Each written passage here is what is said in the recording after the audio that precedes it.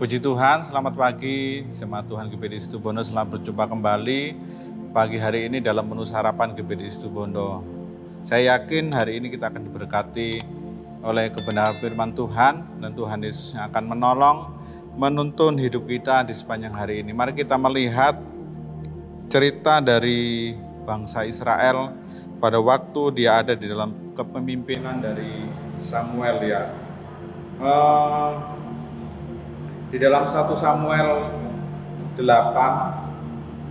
ayat yang ke-5, 6, 7 di sini menceritakan bagaimana bangsa Israel menghendaki seorang raja setelah Samuel menjadi tua dan Samuel dianggap sudah tidak mampu lagi untuk memimpin bangsa Israel, dan bagaimana anak-anak dari Samuel dianggap tidak baik oleh para tetua bangsa Israel pada waktu itu karena hanya mengejar keuntungan, mengejar laba, dan memutarbalikkan keadilan. Maka bangsa Israel memiliki sebuah pemikiran atau kehendak untuk memiliki seorang raja. Tetapi pagi hari ini kita akan melihat bagaimana tindakan atau perbuatan yang dilakukan bangsa Israel pada waktu zamannya Samuel ini adalah itu sesuatu hal yang menyakitkan hati Tuhan ya saudara.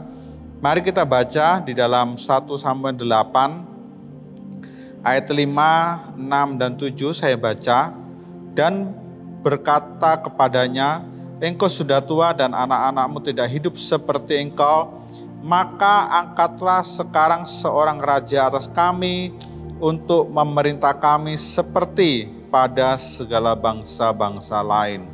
Saudara kalau membaca ayat yang kelima ini, kalau merenungkan dan memperhatikan, di sini ada sebuah kalimat yang kalau kita koreksi bahwa sebenarnya bangsa Israel ini meminta seorang raja itu karena pengaruh atau dampak pengaruh dari bangsa-bangsa lain.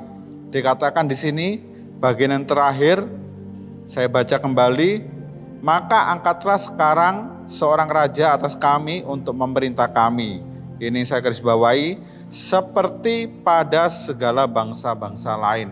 Kita tahu pada waktu itu bangsa-bangsa yang lain yang menjadi musuh dari bangsa Israel, mereka diperintah oleh seorang raja sebagai pemimpin mereka. Tetapi bangsa Israel pada waktu keluar dari tanah Mesir, dia dipimpin oleh Tuhan sendiri.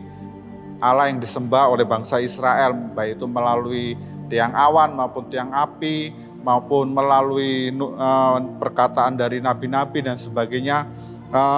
Tuhan memimpin bangsa Israel sendiri. Tetapi dengan berjalannya waktu, ternyata bangsa Israel ini memiliki sebuah pemikiran, ide atau pandangan yang terpengaruh oleh bangsa lain, sehingga dikatakan di sini di dalam 1 Samuel 8 ayat yang kelima bagian terakhir, dia menghendaki raja itu seperti bangsa-bangsa lain.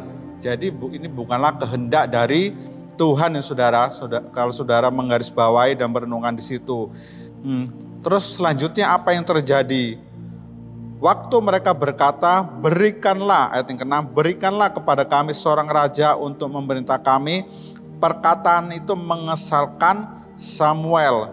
Maka berdoalah Samuel kepada Tuhan. Ya tentu hal ini sangat mengesalkan hati Samuel, karena hal ini tidak baik di pandangan Tuhan. Tuhan yang menjadi raja sendiri atas bangsa Israel, yang memerintah mereka, membawa mereka keluar dari tanah Mesir, tetapi tahu-tahu di sini dia menghendaki seorang raja yang kelihatan secara fisik seperti yang terjadi, yang dialami atau terjadi terhadap bangsa-bangsa lain. Ayat yang ke-7, Tuhan berfirman kepada Samuel, dengarkanlah perkataan bangsa itu dalam segala hal yang dikatakan kepadamu.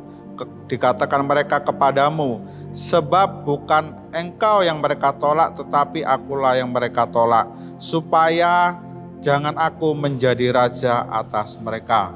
Wow saudara ya, ini sesuatu hal ya, bagaimana Tuhan yang sudah menuntun bangsa Israel yang sudah menolong bangsa Israel keluar dari tanah Mesir, bukan hanya keluar, waktu di padang gurun menyeberangi laut, membelah laut, berperang terhadap bangsa-bangsa kafir dan sebagainya.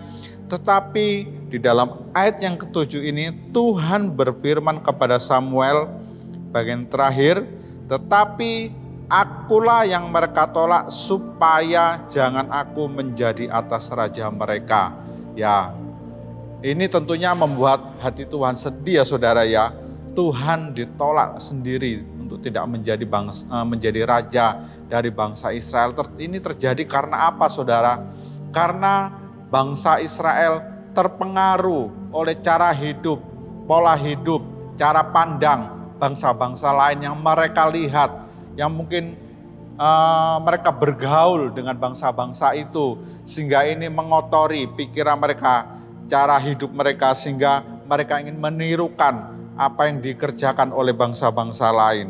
Nah, ini menjadikan sebuah rema bagi kita ya saudara ya. Marilah kita di akhir zaman ini, kita sebagai gereja Tuhan di akhir zaman, kita pun tidak akan terpengaruh oleh teman kita yang tidak seiman, kelompok-kelompok tertentu yang hidup tidak sesuai dengan kebenaran firman Tuhan, ataupun bangsa-bangsa yang hidupnya yang membuat orang jauh kepada Tuhan, segala tradisi, budaya, kebiasaan, berpesta pora, bersenang-senang, mementingkan kepentingan pribadi, hidup dengan kemewahan, kekayaan.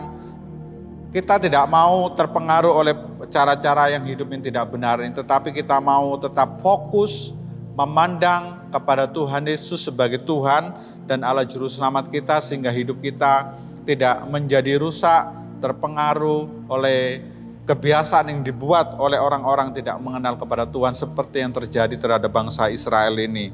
Mari kita membaca di dalam 1 Korintus 15 ayat yang ke-33.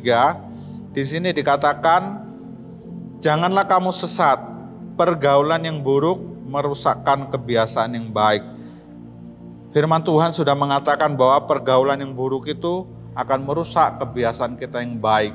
Dan kita mau memagari diri kita dengan firman Tuhan, dengan Roh Kudus yang memimpin kita supaya kita tidak terpengaruh dan kita tidak akan berbuat nyerong, menolak Tuhan dan sebagainya. Tetapi kita tetap fokus bahwa Tuhan yang kita sembah, Tuhan Yesus Kristus sebagai Allah dan Juru Selamat kita, itu adalah satu-satunya Tuhan kita, satu-satunya Raja kita yang telah menyelamatkan hidup kita. Puji Tuhan, Bapak Ibu Saudara, kiranya pagi hari ini ayat firman Tuhan sudah kita baca, ini menjadi berkat dan kekuatan bagi kita memiliki motivasi, tujuan yang baik, tetap tekun, tertuju, memandang Tuhan Yesus sebagai Allah dan Juru Selamat kita. Puji Tuhan, selamat pagi, Tuhan Yesus memberkati kita. Amin.